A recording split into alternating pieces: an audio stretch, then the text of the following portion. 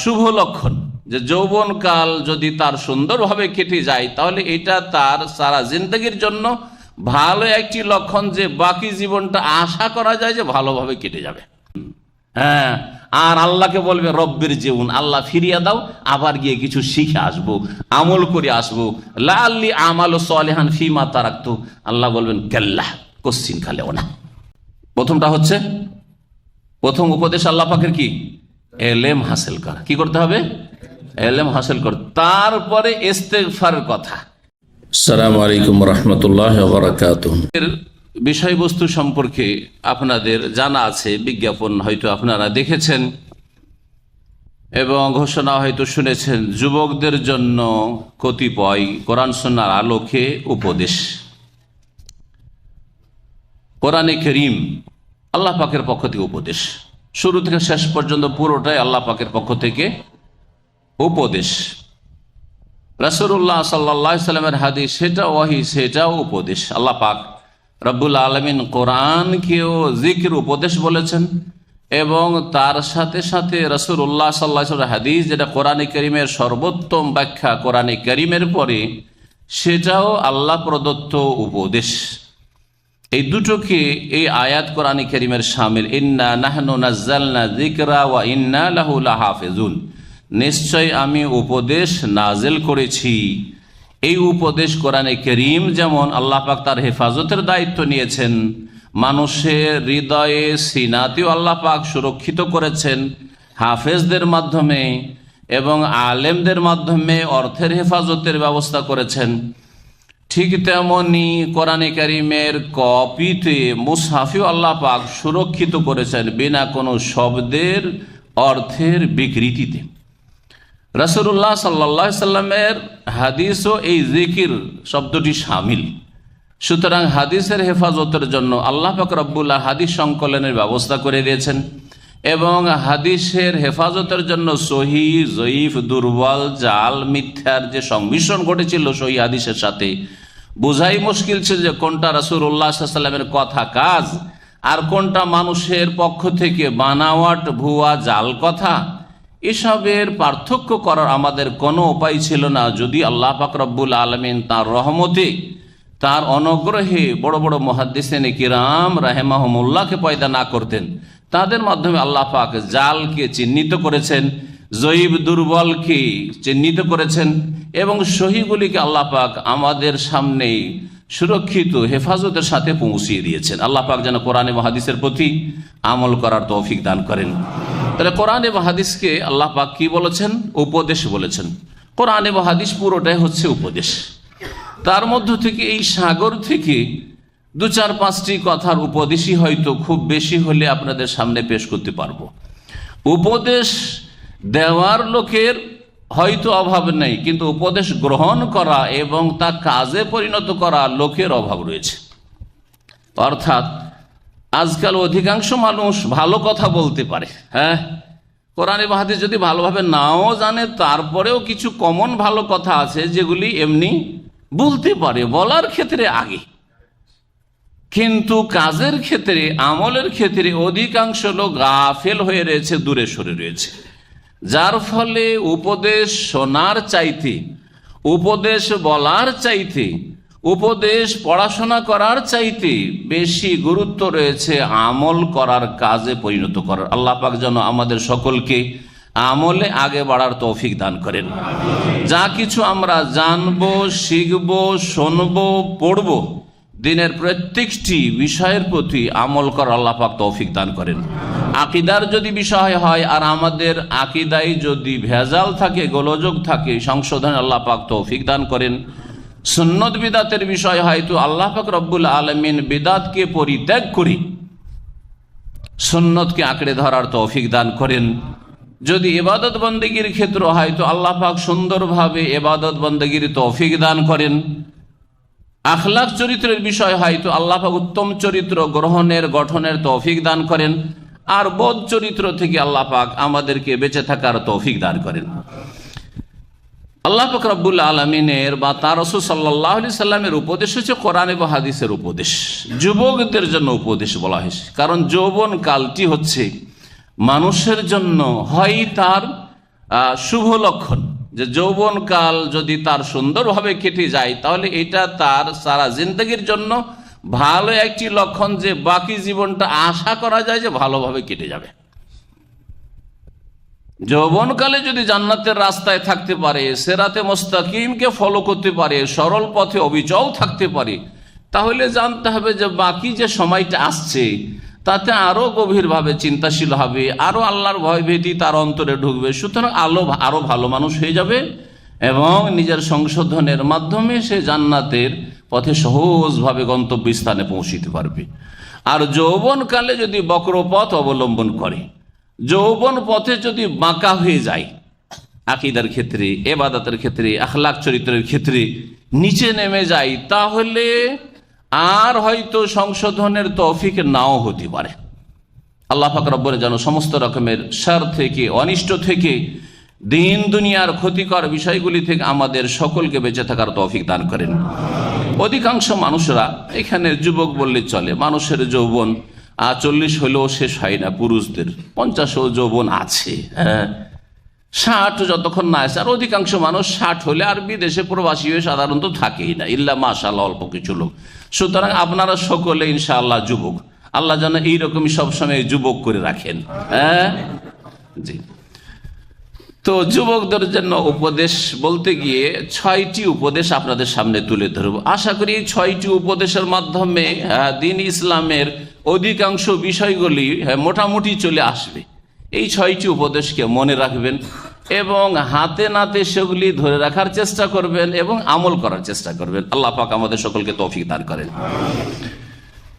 প্রথম উপদেশ হচ্ছে, আল্লাহ পাক যেখান থেকে শুরু করেছেন তার দিন, সেখান থেকে আপনাকে আপনার লাইফ শুরু করতে হবে। আল্লাহ পাক তার দিন, কোরআনে কারীম দিয়ে না শুরু করেছেন, ঠিক না? কোরআনে কারীম নাজিল করে আল্লাহ পাক তার দিনকে শুরু করেছেন।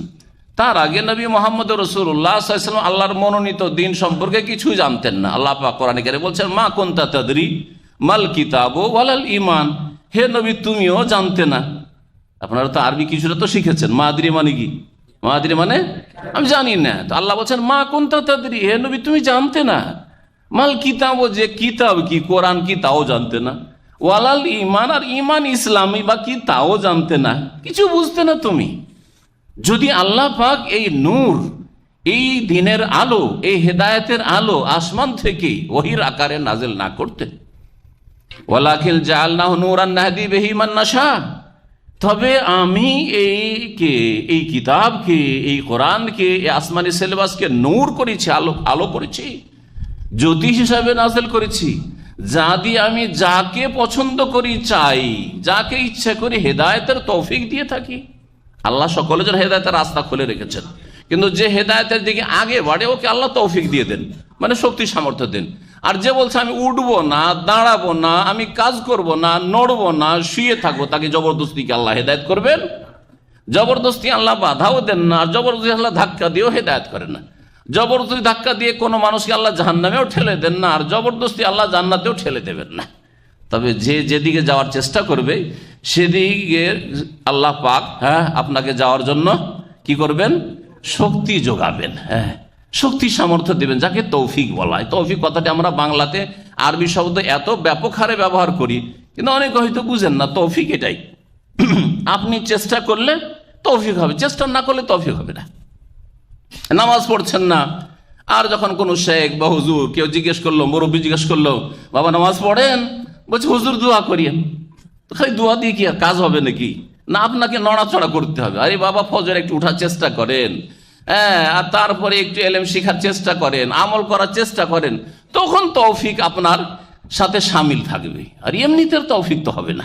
জি, তো প্রথম যেই উপদেশ সেটা হচ্ছে, আল্লাহ যেখান থেকে শুরু করেছেন তার দিন, সেখান থেকে আপনাকে আপনার জিন্দেগি শুরু করতে হবে। কোনখান থেকে শুরু করেছেন? কোন আয়াত থেকে শুরু করেছেন? কোন বিষয় থেকে শুরু করেছেন? ইকরা, ইকরা মানে পড়ো দিয়ে শুরু করেছেন। পড়ে মানুষ কি জন্য? শিখার জন্য, তাই না? মানুষ শিখার জন্য হয় পড়ে, আর না হলে শোনে। ভিতরে এলেম ঢুকাবার এই দুটো রাস্তা আছে। পড়বেন এই চোখ দিয়ে, তাই না? চোখ দিয়ে এলেম ঢুকে, না হয় কান দিয়ে এলেম ঢুকে। ভালো করে শুনেন, চোখ দিয়ে এলেম ঢোকে মানে পড়লেন যা ব্রেনে নকশা হয়ে গেল, আর না হলে কান দিয়ে যা শুনলেন তা ভিতরে গিয়ে কি হয়ে গেল, রেকর্ড হয়ে গেল। এই দুটো হচ্ছে রাস্তা ভিতরে এলেম প্রবেশ করার। আল্লাহ পাক রব্বুল আলামিন ইকরা পড়ার মাধ্যমে আপনাকে এমন পড়া, বিসমে রব্বিকাল্লাযী খালাক, যিনি সৃষ্টি করেছেন তার নামের সাথে সম্পর্ক রেখে লেখাপড়া। আর সেখানে আল্লাহ কলমের কথা বলেছেন, শেখালে এলিমের কথা বলেছেন, দুইবার কলমের কথা, দুইবার ইকরা একবার কলম, দুইবার ইকরা আর দুইবার এলম, আর একবার হচ্ছে কলম। কলম দিয়েও লেখাপড়া হয়, তাই না? কলম দিয়ে লিখলে বেশি মনে থাকে। একটা কথা শুধু শুনলেন আর একটা লিখে রাখলেন, শোনার সাথে সাথে লিখে কোনটা বেশি মনে থাকবে? যেটাতে কলম ব্যবহার করেছেন, ক্লাসে আমরা লেখাপড়া করতে কলম যেটা ইউজ করেছি, নোট করি, সেটা বেশি মনে থাকবে। তো আল্লাহ পাক তার দিন শুরু করেছেন ইলম দিয়ে, জ্ঞান অর্জন করা দিয়ে। শোনার মাধ্যমে ইলম হাসিল হয়। সেজন্য আল্লাহ পাক সূরা জুমারে বলেছেন, আল্লাযীনা ইসতামিউনাল কওলা, জ্ঞানী তো ওরা, আর ওরাই তো জান্নাতি, ওরাই তো কামিয়াব সফল, যারা কথা মনোযোগী হয়ে শোনে। শুধু শোনে না, অমনোযোগী শোনা না, শুনলাম শোনার মতো না, এরকম না। ইস্তেমা মানে হচ্ছে মনোযোগী হয়ে শোনা। ফায়াত্তাবিউনা আহসানাহু, তারপরে যেটা ভালো সেটার অনুসরণ করে, সেটা ফলো করে, আমল করে। আর আল্লাহ পাকের কথা সবগুলি ভালো, তার প্রিয় রাসূল সাল্লাল্লাহু আলাইহি ওয়াসাল্লামের কথা সবগুলি ভালো। সুতরাং আল্লাহ পাকের কথা শুনবেন নির্ভেজাল, রাসূলুল্লাহ সাল্লাল্লাহু আলাইহি ওয়াসাল্লামের কথা সবগুলি নির্ভেজাল, সহিহ সনদে যেগুলো প্রমাণিত। সুতরাং শুনবেন, শোনার পরে কি করতে হবে? এলেম যখন হাসিল হইল, ফায়াত্তাবিউনা আহসানা, তাহলে এখন অনুসরণ করেন, ফলো করেন, আমল করেন। উলাইকাল্লাযীনা হাদাহুমুল্লাহ, ওদেরকেই তো আল্লাহ সঠিক রাস্তা দেখাবেন। উলাইকা হুম উলুল আলবাব, আর ওরাই তো হচ্ছে জ্ঞানী ব্যক্তি, এদের আল্লাহ প্রশংসা করেছেন। তাহলে আল্লাহ পাকের দিন শুরু করেছেন জ্ঞান অর্জন করা দিয়ে। সুতরাং প্রথম উপদেশ হচ্ছে যুবক ভাইদের জন্য, যারা পরোক্ষভাবে বোনেরা শুনবেন তাদের জন্য, প্রত্যেক মুসলিম যাদের কানে আমার কথা পৌঁছিবে প্রত্যক্ষ অথবা পরোক্ষভাবে, সকলের জন্য তা হচ্ছে দ্বীনের ইলম হাসিল করতে হবে, জ্ঞান অর্জন করতে হবে। যেই জ্ঞানের মাধ্যমে আল্লাহর সাথে সম্পর্ক মজবুত হয়, রাসূলুল্লাহ সাল্লাল্লাহু আলাইহি ওয়াসাল্লামের সাথে সম্পর্ক মজবুত হয়, আখিরাতের ক্ষেত্রে আপনি অগ্রগামী হতে পারেন, যেটা স্থায়ী জগৎ। আর দুনিয়ার প্রয়োজনটা কোনো রকম করে হাসিল হলেই যথেষ্ট, দুনিয়ামুখী না হন, আখিরাতমুখী হতে পারেন। সেটা হচ্ছে শরীয়তের জ্ঞান অর্জন করা। এই জন্য আল্লাহ পাক রব্বুল আলামিন সূরা মুহাম্মাদের আয়াত নম্বর 19 ইরশাদ করেছে, যা দিয়ে আমি আজকের আলোচনা শুরু করেছি, ফালাম আন্নাহু লা ইলাহা ইল্লাল্লাহ। জ্ঞান অর্জন করো, এলেম হাসিল করো, শিখো। আল্লাহ বলছেন কি শিখতে হবে? প্রথম যে শিক্ষা শিখতে হবে তা হচ্ছে আন্নাহু লা ইলাহা ইল্লাল্লাহ, আল্লাহ ছাড়া কোন সত্য মাবুদ নেই, উপাস্য নেই। আল্লাহ পাকের ইবাদত একমাত্র সত্য, আর আল্লাহ ছাড়া অন্যের উপাসনা, ইবাদত বন্দেগী, আল্লাহ ছাড়া অন্যকে সিজদা করা, আল্লাহ ছাড়া অন্যের কাছে যাচ্চা করা, দোয়া করা, আল্লাহ ছাড়া অন্যের জন্য মানত করা, আল্লাহ ছাড়া অন্যের জন্য জবাই করা, আল্লাহ ছাড়া অন্যের কাছে ফরিয়াদ করা, আল্লাহ ছাড়া অন্যকে গৌস মহান উদ্ধারকারী বলা, আল্লাহ ছাড়া অন্যকে গরিব নওয়াজ, গরিবের দাতা বলা, এগুলি হচ্ছে কি? মিথ্যা কথা, বাতিল কথা। সত্য মাবুদ একমাত্র মহান আল্লাহ পাক রব্বুল আলামিন। লা ইলাহা ইল্লাল্লাহর তৌহিদের জ্ঞান অর্জন করু। তৌহিদের জ্ঞান দিয়ে শুরু করবেন।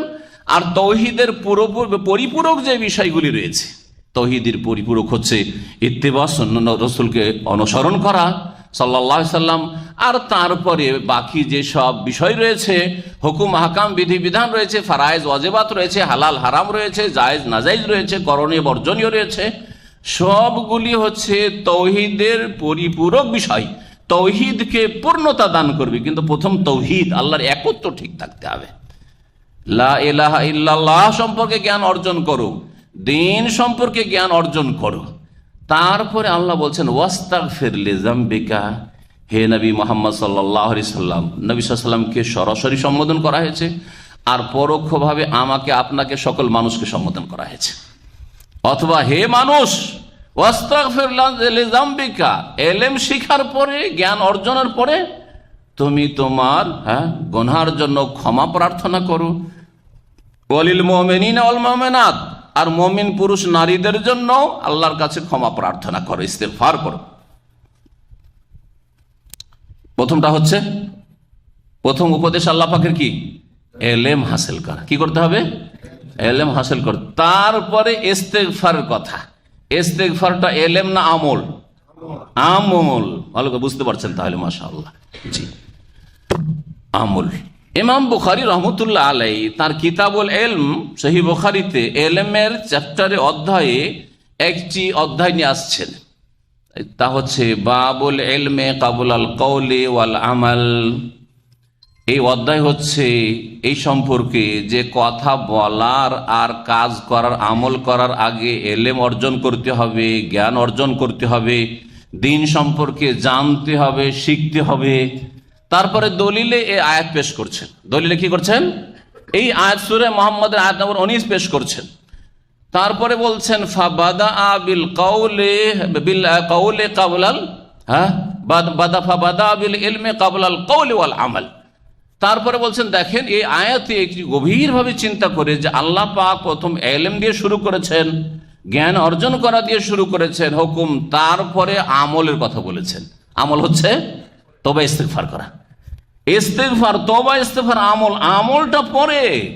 ইসলাম সম্পর্কে কিছুই জানেন না আপনি, আর সকাল বিকেল আস্তাগফিরুল্লাহ আস্তাগফিরুল্লাহ, সুন্নতি তরিকায় বলেন আর বিদআতি তরিকায় বলেন, নিজের ভাষায় ইস্তেগফার করেন অথবা যেই ভাষায় করেন রাসূলুল্লাহ সাল্লাল্লাহু আলাইহি ওয়াসাল্লাম ভাষায় করেন, কিন্তু যদি দিন সম্পর্কে জ্ঞান না থাকে, বেশি কিছু, তৌহিদ ভালো করে জানেন না, শিরক ভালো করে জানেন না যে শিরক থেকে বেঁচে থাকবেন, আপনি সুন্নত জানেন না যে সুন্নতকে মজবুত করবেন, বিদআত জানেন না, সুতরাং বিদআত থেকে বাঁচবেন কি করে, জানেন না যে সব বিদআত, জানেন না যে নামাজ পড়া বিদআত, জানেন না যে জায় নামাজের দোয়া বিদআত, জানেন না যে ওই কি বলছি ইক্তাদাইতু বিহাযাল বিদআত, জানেন না যে সম্মিলিত মোনাজাত নামাজের পরে বিদআত, জানেন না যে মিলাদ করা বিদআত, জানেন না যে পীরের মুরিদ হওয়া বিদআত, জানেন না যে কবরে সিজদা করা শিরক। কোনো জ্ঞান নেই, জ্ঞান নেই, কিন্তু সকাল বিকাল শত শতবার জিকির করছেন তসবিহ দানা নিয়ে, আস্তাগফিরুল্লাহ রাব্বি মিন কুল্লি যামব।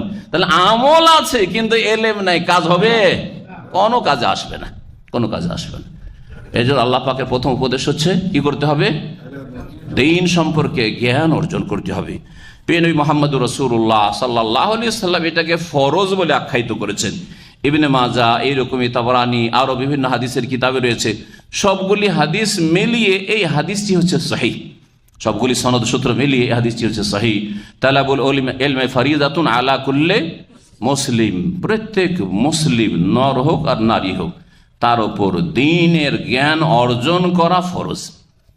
এখানে এলম বলতে রাসূলুল্লাহ সাল্লাল্লাহু আলাইহি ওয়াসাল্লাম ডাক্তারি এলেমের কথা বলেননি, কারণ অনেকে বলে যে হাদিসে তো আল ইলম শুধু এসছে, তা আপনি শরীয়তের এলেম কি করে বললেন? রাসূলুল্লাহ সাল্লাল্লাহু আলাইহি ওয়াসাল্লাম মেডিকেলের এলেম শিখাইতে আসেননি। রাসূলুল্লাহ ইঞ্জিনিয়ারিং শিখাইতে আসেন যে বাড়ি কি করে তৈরি করবে আর পুল ঘাট কি করে তৈরি করবে। রাসূলুল্লাহ সাল্লাল্লাহু আলাইহি ওয়াসাল্লামকে এই সব জন্য পাঠানো হয়নি, বরং নবী করিম সাল্লাল্লাহু আলাইহি ওয়াসাল্লাম যখন দেখলেন যে মদিনার লোকেরা খেজুরের বাগান সম্পর্কে একটা কিছু করত, তো ওইটা করতে নিষেধ করে, বছর একটু ফলন কমেছে, তখন বলেছিলেন, দেখো আনতুম আলামু বি উমুরি দুনিয়াকুম, দুনিয়ার ব্যাপারে পার্থিব বিষয়ে তোমরা বেশি জানো, হতে পারে তোমরা বেশি জানো, কিন্তু দিনের বিষয়ে আমার কাছ থেকে শিখতে হবে। আকীদা তৌহিদ আমার কাছ থেকে শিখতে হবে, কোনটা শিরক কোনটা বিদআত রাসূল সাল্লাল্লাহু আলাইহি ওয়াসাল্লামের কাছ থেকে শিখতে হবে, কোনটা ইবাদত কোনটা ইবাদত নয়, তরিকা কি ইবাদতের সেটা রাসূলুল্লাহ সাল্লাল্লাহু আলাইহি ওয়াসাল্লামের তরিকা নিতে হবে, কোনটা হালাল হারাম রাসূলুল্লাহ সাল্লাল্লাহু আলাইহি ওয়াসাল্লামের কাছ থেকে শিখতে হবে। দুনিয়া সম্পর্কে হইতে পারে তোমাদের জ্ঞান বেশি, সেই জন্য আমাকে পাঠানো হয়নি। তো নবী করিম সাল্লাল্লাহু আলাইহি ওয়াসাল্লাম যে ইলমের কথা বলেছেন সেটা হচ্ছে ইলমে শারঈ, তালাবুল ইলমি ফরিদাতুন আলা কুল্লি মুসলিম, প্রত্যেক মুসলিমের জন্য দ্বীন সম্পর্কে জ্ঞান অর্জন করা ফরজ। জি হ্যাঁ, কতটা দিন শিখা ফরজ? সবাইকে আলেম হইতে হবে? মাদ্রাসা পাশ করতে হবে না, এতটা এলেম কমপক্ষে প্রত্যেক মুসলিমকে শিখতে হবে দিনের, যা দিয়ে আল্লাহর সাথে সম্পর্কটা ঠিক থাকে আপনার।